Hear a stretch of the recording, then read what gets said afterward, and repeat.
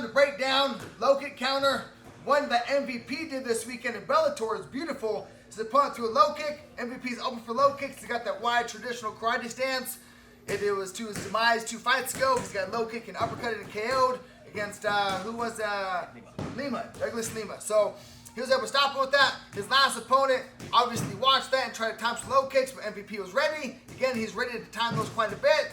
Let's go ahead and break that down. PJ's up. So, one thing that people do quite a bit before the low kicks is they wind them up with their hands. They do this, which helps them generate more power. But if you do that, you're telegraphing your strikes. So, try not to swim your hands.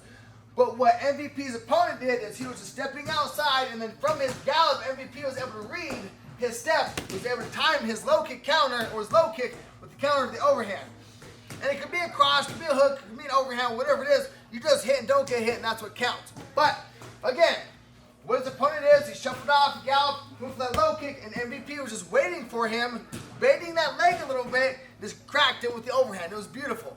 Congrats to MVP. Once again, another spectacular knockout. Again, he has his hands down, he floats around a little bit, and the guy karaoke'd when he low kick, and he just ate the right hand.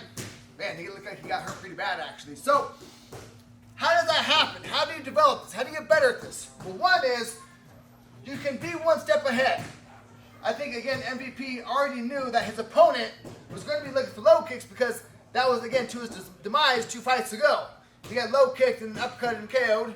So I'm sure the opponent watched that and thought, you know, I'm going to fight MVP. I might as well attack his legs. And because he has a wider stance, he is open for that. And, of course, MVP learned his lesson as well, not to get eaten up with low kicks. So he's baited it, having a wide, having a hop, moving around, light on the feet. The guy karaoke'd, stepped in, and he just able to counter that pretty easy. The way MVP was able to counter that because he baited it. So that's my point. He left his leg out there. He wanted him to go ahead and kick the leg because he knew he could beat him with a punch. Literally beat him with a punch with the overhand. So a way to do this is to leave your leg out. But you know you're leaving your leg out.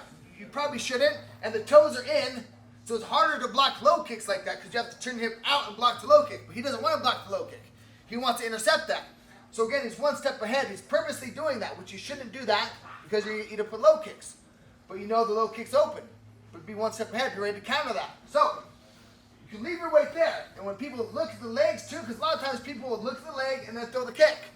If you look low, you're telegraphing a shot. So 1, don't look low.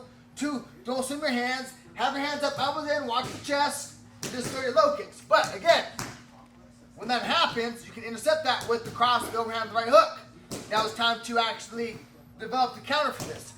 We did this today in class. I want to have one partner go ahead and karaoke and throw the low kick, but leave your hand up. Again, a lot of people kick like this. It will generate a lot of power because that's just how we walk. But you're leaving your face exposed and you are, again, telegraphing your kick. So, again, let's not telegraph our kick. Let's just karaoke in, lift the right hand up, and allow the partner to counter it with the right hand. Give me a cross for the first 5. So we do 5 volts just a cross. That's 1. Here's 2. And again, he's leaving it out, knowing that he's ready to counter. I'm going to gallop in and low kick with my hand up. That was 3. We do 2 more. Boom. Last one, 5. Galloping in. Just beating me to the punch. We're going to do another 5. We're going to throw the overhand. And really, it doesn't matter if you throw the cross or the overhand. Just hit, don't get hit. So now, same thing. Galloping in. Put an overhand. Beautiful. 4 more. Galloping in. Boom. There's 2. 3, 4, 1 more, and 5. So there is a simple, easy, low-kick counter to stepping in. I'd like to make sure you step in. If PJ receives my kick from here, if I kick hard, it'll be at the end of the power. That's going to start hurting. But if he steps in, he will jam it for 1 and put more power into his counter for 2. So when you do this, step in. Make sure your weight is behind your punch, but he's not hitting hard, but he has the proper biting mechanics. And that's one thing I stress to my students, especially with testing coming up, is everyone's trying to hurry up and get ready and understand the drills. We don't hurry up and do it.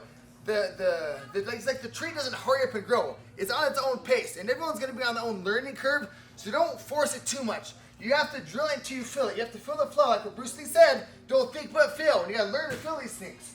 So what I want you to do is when a low kick comes, step in, feel your body right behind the punch, and just intercept the kick.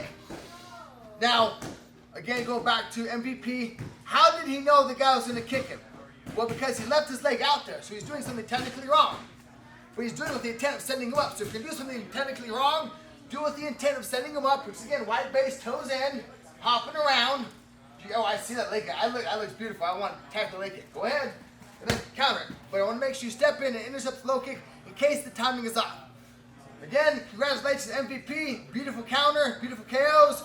Looking forward to seeing him wear the belt one day. But until then, keep that training, Ninja. PJ, thank you, sir. There he is, low kick counter.